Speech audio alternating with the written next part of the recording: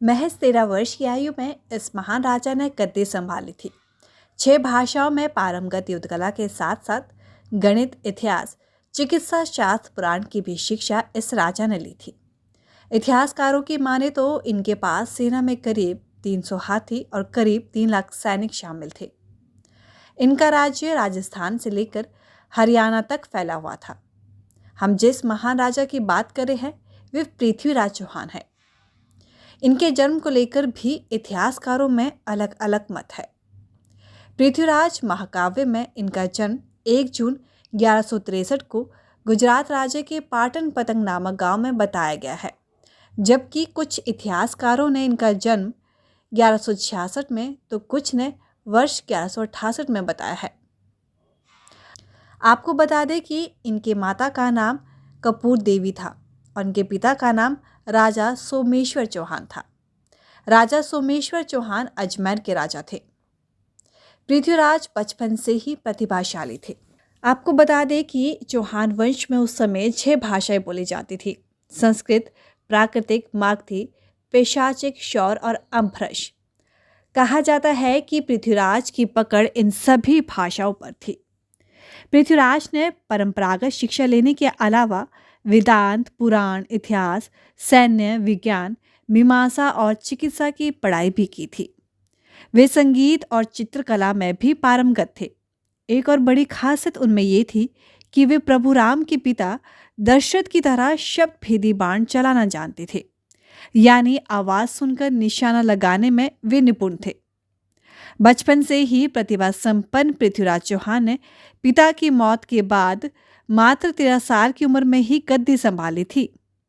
बचपन से ही तेज तरार और योद्धा के गुणों से भरपूर अपने पोते को देख उनके दादा अंगम बेहद खुश हुए।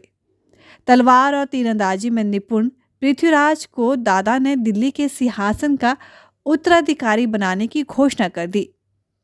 दिल्ली की गद्दी संभालने के बाद चौहान ने किला राय पिथौरा बनवाया।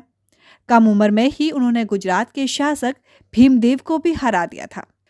कुछ इतिहासकारों के मुताबिक पृथ्वीराज चौहान के पास विशाल सेना थी, जिसमें 300 हाथी और 3 लाख घुड़सवार और पैदल सैनिक शामिल थे। अब पृथ्वीराज की प्रेम कहानियों के बारे में भी जानते हैं। पृथ्वीराज की प्रेम कहानी में राजा जयचंद की बेटी संयोगिता का अक्सर जिक्र आता है। उनके मित्र चंद बरदाई रचित पुस्तक पृथ्वीराज रासों के मुताबिक पहली बार 11 वर्ष की उम्र में ही पृथ्वीराज की शादी करा दी गई थी। उसके बाद 22 साल की उम्र होने तक उनकी कई शादियां हुई।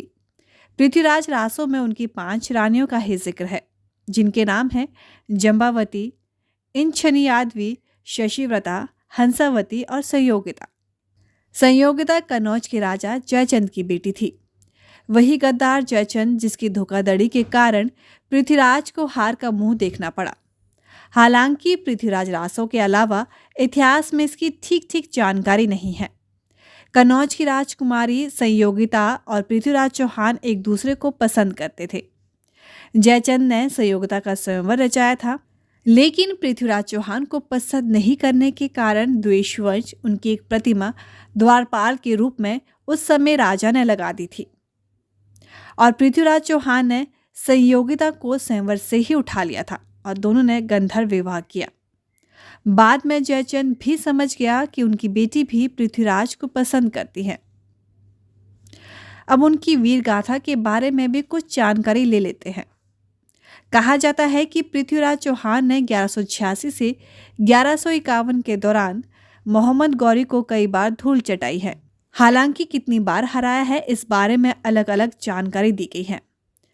कुछ मुस्लिम स्रोत केवल 2 लड़ाइयां तराइन के पहले युद्ध और दूसरे का जिक्र करते हैं। 1191 में तराइन के पहले युद्ध में मोहम्मद गौरी को मुंह की खानी पड़ी। कहा जाता है कि एक सिपाही ने उसे अधमरी हालत में घोड़े पर चढ़ाकर मैदान पर छोड़कर भाग गया था।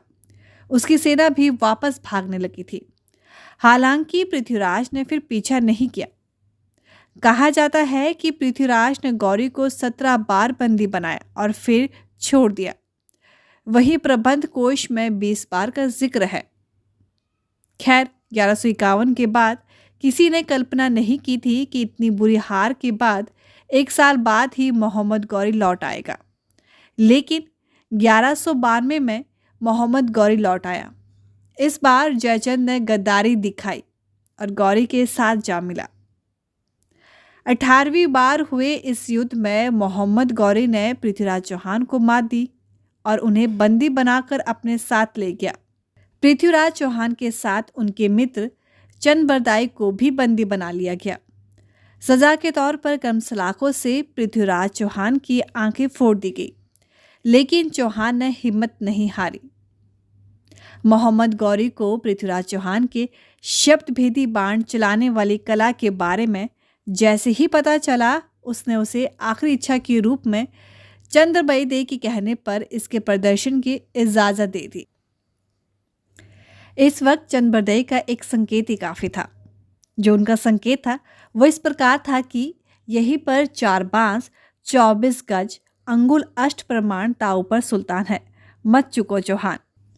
जैसे ही चंद्रबई इसका जिक्र करते हैं, ये संकेत पृथ्वीराज चौहान के लिए काफी था। मोहम्मद गौरी ने जैसे ही शाबाश बोला, आवाज सुनकर पृथ्वीराज चौहान ने शब्द भेदी बाण चला डाला और मोहम्मद गौरी की मृत्यु हो गई। हालांकि इसको लेकर भी इतिहासकारों में मतांतर है।